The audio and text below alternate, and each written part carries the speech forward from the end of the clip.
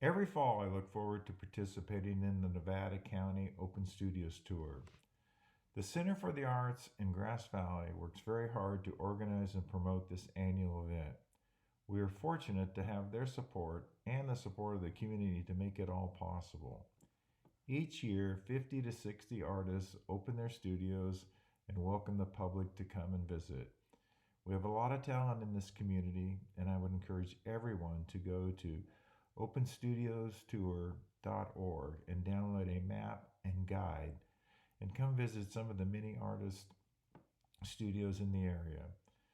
This year, we are number 6 on the tour, and I am looking forward to meeting everyone. The shop is all neat and tidy, and I have a couple new designs I'll be showing for the first time. One is a Bubinga version of my Lady Gaga rocker. Bubinga is becoming one of my favorites, not just because it's fun to say, but also because it's a very hard, strong, beautiful reddish orange African wood with spectacular grain.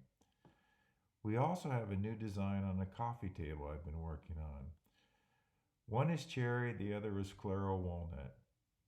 I'm particularly excited about these and intend to make a line of chairs and tables in the same style.